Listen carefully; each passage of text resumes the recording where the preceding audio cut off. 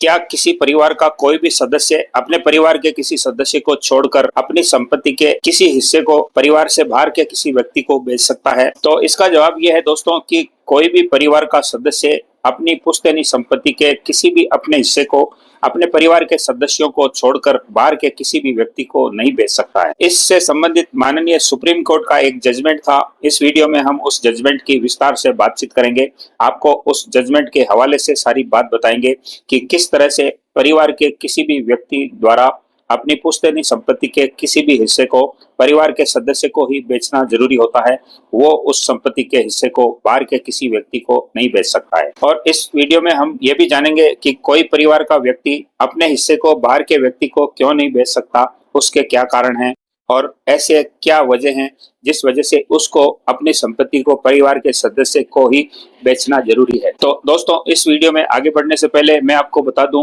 कि संपत्ति दो प्रकार की होती है। एक संपत्ति अचल संपत्ति कहलाती है, दूसरी चल संपत्ति होती है। अचल संपत्ति भी दो तरह की होती है, जिसमें कि एक होती है एंसेस्ट्रल प्रॉपर्टी यानी कि पैतृक संपत्ति, पुश्तैनी संपत्ति, और दूसरी संपत्ति होती है सेल्फ एक्वायर्ड प्रॉपर्टी यानी कि स्व अर्जित कमाई से प्राप्त संपत्ति, जो कि किसी व्यक्ति ने अपनी खुद की कमाई से उस संपत्ति को खरीदा हो। सेल्फ एक्वायर्ड प्रॉपर्टी यानी कि स्व अर्जित कमाई से प्राप्त संपत्ति जो कि व्यक्ति अपनी कमाई से खरीदता है, तो उस प्रॉपर्टी पर सिर्फ उसी व्यक्ति का अधिकार होता है। वो व्यक्ति उस संपत्ति को चाहे जिसे बेच सकता है, उससे पैसे प्राप्त कर सकता है, उस संपत्ति की किसी भी व्यक्ति को वसीयत कर सकता है, उस संपत्ति को किसी को दान में दे सकता है, या उस संपत्ति से संबंधित अपने अधिकार पावर ऑफ अटॉर्नी के जरिए किसी अन्य व्यक्ति को दे सकता है। वहीं हम बात करें एंसेस्ट्रल प्रॉपर्टी यानी कि पैतृक संपत्ति की, तो चूंकि पैतृक संपत्ति एक पुश्तैनी संपत्ति होती है और ये संपत्ति पीढ़ी दर पीढ़ी परिवार के सदस्यों में बढ़ती चली जाती है,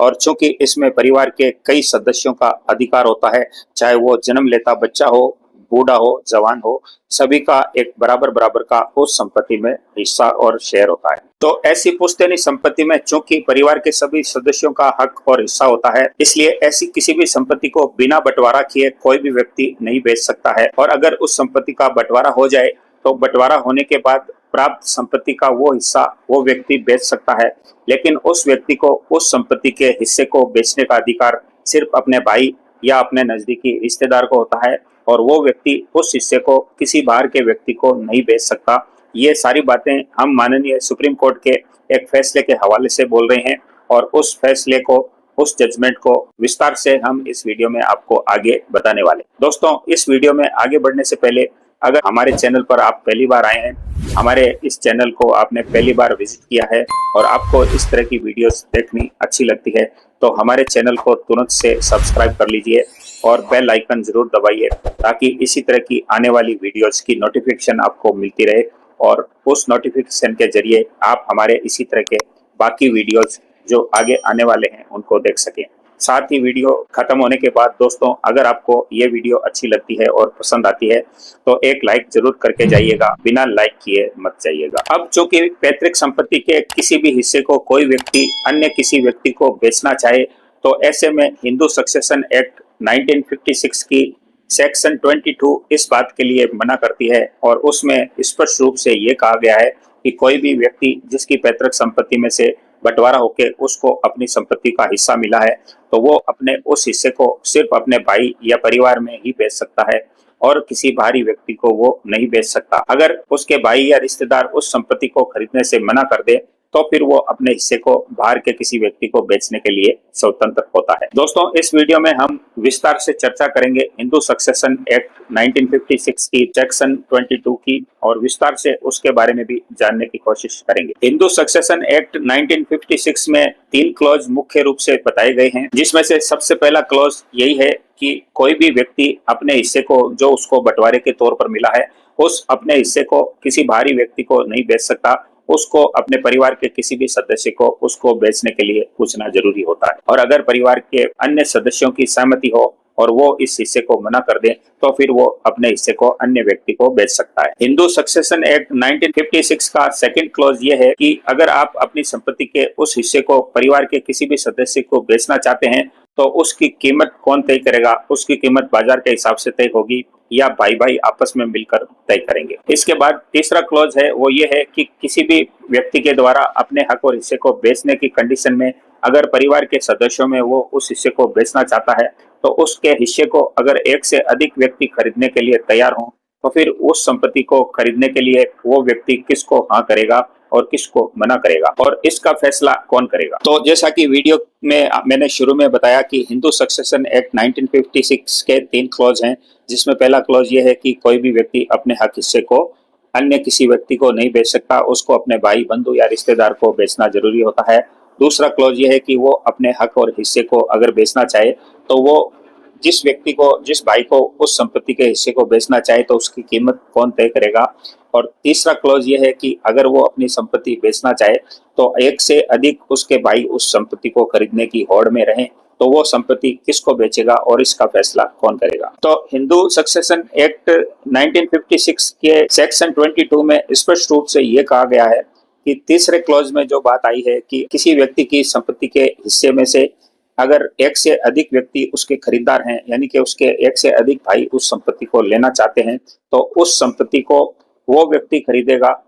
जो उस संपत्ति की अधिक वैल्यू आंकता है, यानी कि उस संपत्ति की जो ज्यादा वैल्यू देगा वो व्यक्ति उस संपत्ति को खरीदने का अधिकारी रहेगा। अगर ऐसी कंडीशन में कोई विवादित कंडीशन बनती है या कोई ऐसा विवाद होता है तो ऐसी कंडीशन में न्यायालय का सहारा लेकर न्यायालय के द्वारा उसकी उचित कीमत तय करवाकर उस संपत्ति को खरीदा या बेचा जा सकता है। और ऐसी कंडीशन में न्यायालय जाने पर उस संपत्ति की कीमत न्यायालय तय करता है और न्यायालय द्वारा जो कीमत तय कर ली गई है उस संपत्ति की उस कीमत पर उस व्यक्ति को खरीदना अनिवार्य होता है। अब इस वीडियो में हम आपको माननीय सुप्रीम कोर्ट के एक जजमेंट का हवाला देंगे और हिंदू सक्सेशन एक्ट 1956 के सेक्शन 22 को उस फैसले को किस तरह से क्लियर किया गया है वो हम आपको बताएंगे। माननीय सुप्रीम कोर्ट ने एक जजमेंट दिया था 7 मार्च 2019 को और ये केस दायर हुआ था बाबूराम वर्सेज संतोष सिंह नाम से। इस केस में तथ्य क्या थे और माननीय सुप्रीम कोर्ट ने जजमेंट क्या सुनाया था, उससे पहले हम इसमें बारीकी से उन तथ्यों को समझ लेते हैं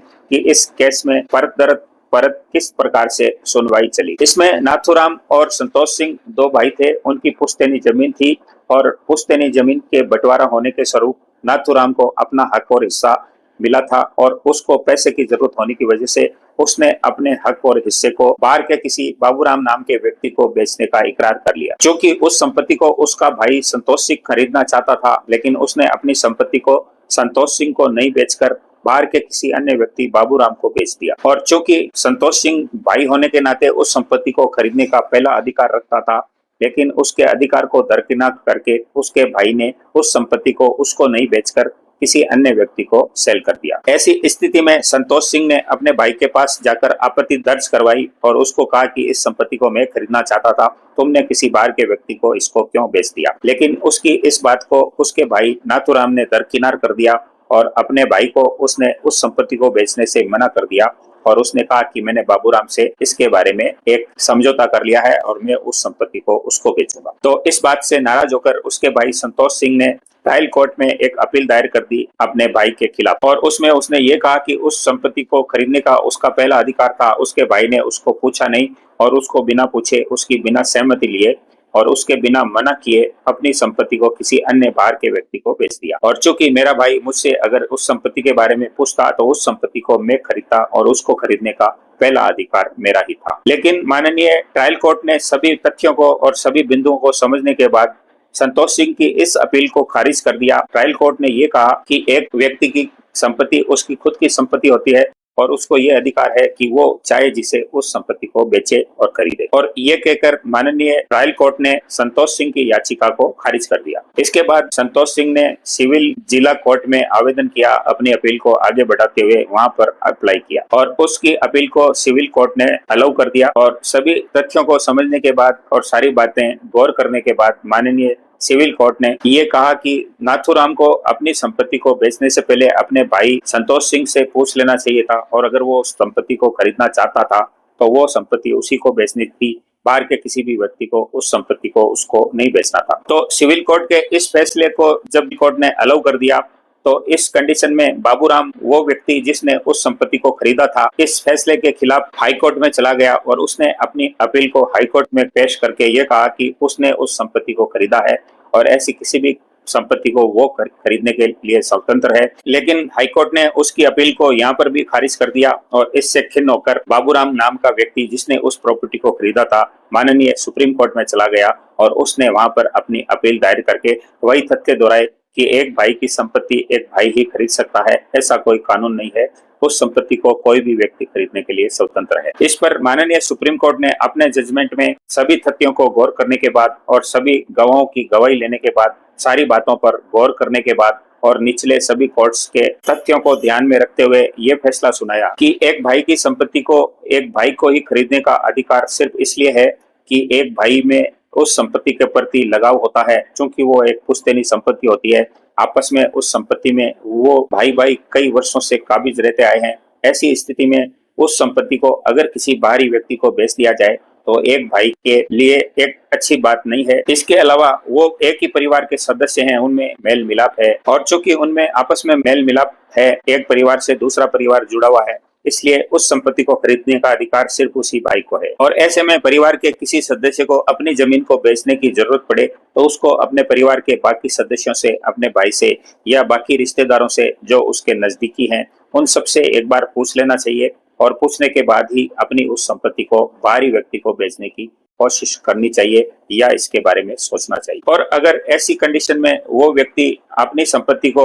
अपने घर परिवार के सदस्यों को दरकिनार करके किसी अन्य बाहरी व्यक्ति को बेचने की कोशिश करता है तो ऐसे व्यक्ति पर कार्रवाई भी की जा सकती है। और चूंकि ऐसी किसी भी संपत्ति में जो कि भाई से भाई की संपत्ति जुड़ी हुई होती है, उनमें आपसी लगाव और मेल मुलाकात होती है, तो ऐसी किसी भी संपत्ति को बेचने से पहले अपने भाइयों से पूछकर ही उस संपत्ति को बेचना चाहिए। और ऐसे में माननीय सुप्रीम कोर्ट ने उस बाबूराव नाम के व्यक्ति की अपील को खारिज कर दिया, जिसने अपील में ये कहा था कि उसको किसी भी संपत्ति को खरीदने का अधिकार है और ऐसा किसी भी कानून में नहीं लिखा हुआ है कि एक भाई की संपत्ति को भाई ही खरीद सकता है। इस बात को माननीय सुप्रीम कोर्ट ने उलट दिया। सुप्रीम कोर्ट ने अपने फैसले में ये कहा कि एक भाई की संपत्ति को खरीदने का पहला अधिकार और विशेषाधिकार एक भाई का ही होता है और उस संपत्ति को उस भाई को ही खरीदना चाहिए। अगर वो भाई खरीदने से मना कर दे तो उसके निकटतम रिश्तेदार और उसके बाद परिवार के अन्य सदस्य और फिर बाहरी व्यक्ति का नंबर आता है। और माननीय सुप्रीम कोर्ट ने अपने फैसले में ये कहा कि नाथुराम की संपत्ति को खरीदने का अधिकार उसके भाई संतोष सिंह का है